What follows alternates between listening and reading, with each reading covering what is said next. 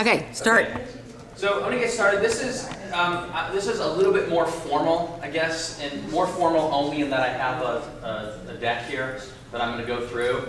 But just like before, please ask questions throughout. I've got it timed out in my head how long this should take, but please ask as we go. I may or may not have mentioned this before, but I also used to teach 8th grade. And so I'm very used to people not looking at me when I'm talking and heads down, people asleep and all that stuff. So if any of that happens, that's totally fine. I also, story for you later, I actually ran for school board once when I lived in North Carolina. Very interesting experience to share with you over lunch possibly. I did not win, but I came in 3rd out of 3. Okay, so I want to talk about, the next portion of this is talking about community. We've touched on this a few times today. My role at Blue Sky Factory, my title is Director of Community. So what I do is I manage all of our social media presences, and I do a lot of blogging. I manage our Twitter account, our Facebook account, our LinkedIn group, all these different things. And so I first want to ask the question, you hear this word a lot, community. So I'm curious from you, what is community? How do you define community? Anybody? A group of people. A group of people, okay, it's a good start. Has to be a group of people in some ways. What else? How do you define community? What is a community? With common interests or common ground at some point. Okay, some kind of common interest, common ground, exactly. What else? Interaction, right? Yep, so interaction, some kind of conversation of some sort. Good. It's who you rely on, right? It's your crew. Yeah. Yeah, your peeps. Your people, right? My posse. Yeah, your posse. Or if you're Jim Rome, you're, what does he call his posse? Clones. Clones. Yes, clones, That's right? one. So, yeah, that's community. And so I grabbed this definition from Wikipedia, or part of this definition. It says it's a group of interacting people living in a common location, organized around common values, attributed with social cohesion within a shared geographical location. And I think the difference, this is probably the definition is almost timeless. Can we spot the one thing that I think is different when it comes to social media? Exactly. The shared geographical location. That's the power, I think, of social media. You no longer need that shared geographical location. Yes, we're all in the same room today, but Jason and I can't tell you how often we communicate back and forth between, when I got off the plane yesterday, Jason sent me a direct message on Twitter. I responded to him with a text message. He emailed me later that day. So you start to use all these different channels differently, and that shared geographical location goes away. Jason told an interesting story last night about when he went to India, and somebody he had connected with through Twitter there they'd never shared a geographical location before. He was in a lot of ways, I would argue, part of Jason's community, and they actually met face to face for the first time. So I think this definition to me is a really good working definition of what a community is. Again, with the exception that shared geographical location starts to go away. So where do communities exist? Everywhere. Specifically, where though? When you think of a community, where do you think of? I don't necessarily just even mean social media. I just mean a community, online, offline. What are some communities? Geographical. Okay, so specific though. Give me a specific. Okay, neighborhood. Exactly. Neighborhood can be a community, right? Schools or offices. Schools, offices, communities. An association. An association, right? The IAEE is a community of sorts. There's a social media community. I'm in the email marketing industry. We have a community of people. So again, it's this shared or common interest. So yeah, this was my couple examples. The neighborhood was the first one I thought of. I just like this sign too. We immediately report all suspicious persons' activities to our sheriff's department. So yeah, this is, a neighborhood is a kind of a classic example of a community. In this case, it is a shared geographical location. And we'll talk about this later too, I think, but you'll notice for a lot of these images, they'll be in the top right or somewhere on the slide, there'll be a link. This is giving credit to the person on Flickr who posted this image, and there's Creative Commons licenses that we'll talk about. I also think about community as church. So I said I live in Salt Lake City. Believe it or not, I'm not Mormon, even though I live in Salt Lake City. It's a common misconception. But this is the big LDS church in Salt Lake City. I mean, it's amazing to me. I've lived there for 2 years now. A really, really strong, powerful community. People, in this case, in Salt Lake, it's around geography, but it's also a shared common interest, right? The belief, the LDS, the Mormon church, and it all. This is actually my license plate. So I think we've talked about Michigan a couple times. I also have a Michigan tattoo. I'm kind of a big Michigan fan. So this is my license plate, and I think also there's a lot of community when it comes to athletics in schools. You have a lot of school pride. I remember during the NCAA tournament, was it Morehead State? Mm-hmm. Yeah, Jason's that's my undergraduate alma mater. So Jason's on Twitter like going crazy as Morehead State is upsetting Louisville, which is where I live. Kind of interesting, right? But there's a huge, obviously, there's a huge, community around. I mean, Jason's whole story about, the head of the Alumni Association for Michigan and, Maker's Mark and all this. I mean, there's a huge community around schools and athletics as well.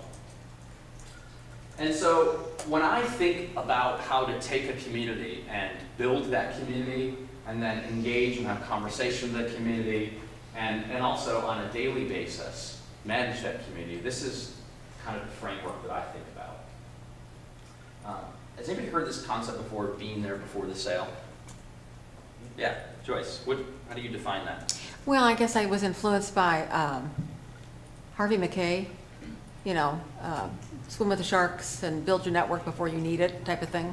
Yeah. So that's definitely part of it. It's like creating this community, creating this network of people that you can then tap into when they're ready to buy.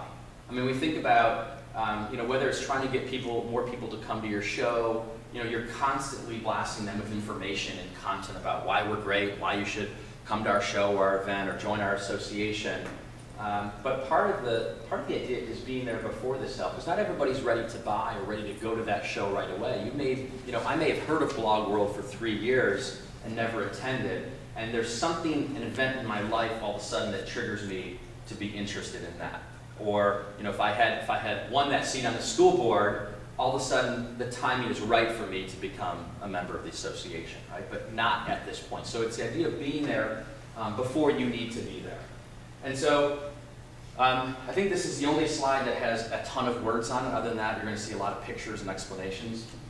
So I think about several different ways to be there before the sale. And I want to go through each of these different ones in order and show you some examples. And we've kind of touched on a few of these already, and some you'll see we're going to go into a lot more detail in some group activities, and Jason's going to talk about some of these as well. So a few I'll touch on, a few I'll go into a lot more detail.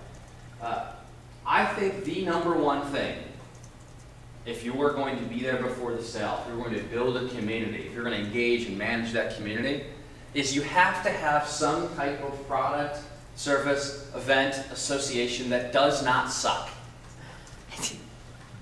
Social media is great.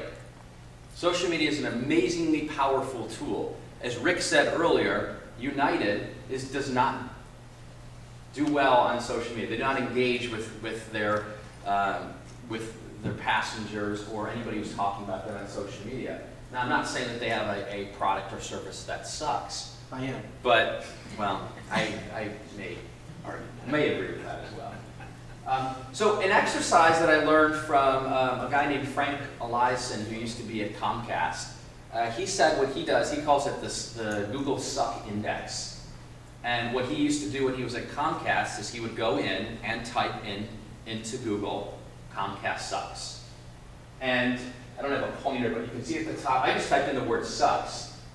55 million results just for the word sucks. Now you got to keep in mind, you can get, this is just keyword stuff, so you can get some varying results. But what he would do is he would type in Comcast sucks, AT&T sucks, Verizon sucks, and he'd have all these different channels, and he would just track it on a weekly basis. And it was, it's not the all and be all, but it was a metric that he used to see how well they were doing. So he wanted the sucks number, obviously, to go down.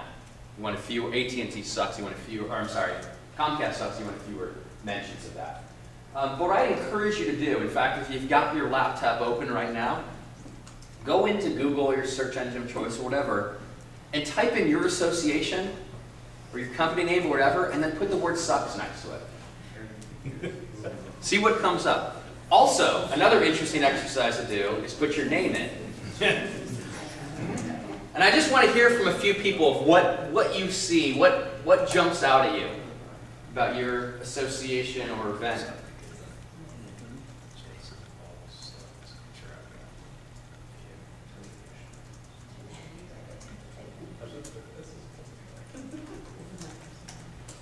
I will actually talk the talk and do the same here.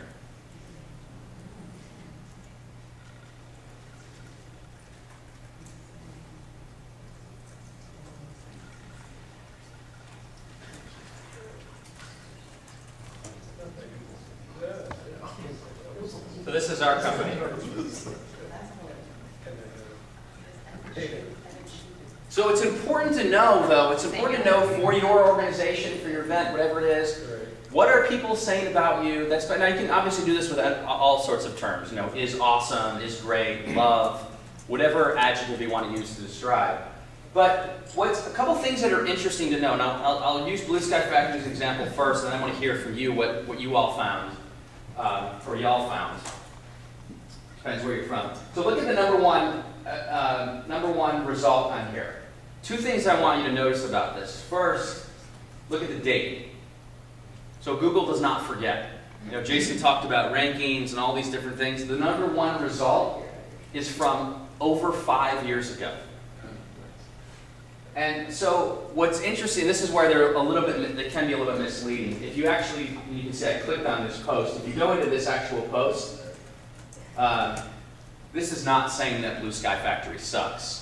It's actually just pulling the two words Blue Sky Factory and sucks. And if you go and actually read this post, it's talking about, it's actually a positive post about Blue Sky Factory. But you can see some other things that are interesting about this. This was actually a blog post that I wrote, you know, it looks like about a year ago, and was talking about the Harvard Business Review and something that I thought they sucked about. And so you can see other blog posts that are specific to Blue Sky Factory there. So I'm curious, for you, what did you come up with? Anything interesting for your, I didn't see a lot of giggling yet. Well, the first thing that came up when I searched for our show sucks was a blog entry from an exhibitor in 2008.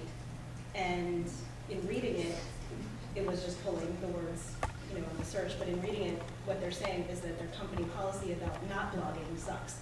So they can't show their booth on the blog.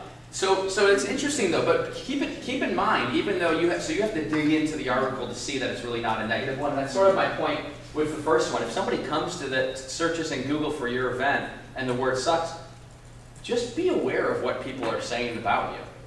It could be, you know, could turn positive, but this is an opportunity also to engage with that particular website or blog. Anybody else see anything that's kind of interesting? You guys have, yeah. We sucked a lot in 2008 apparently.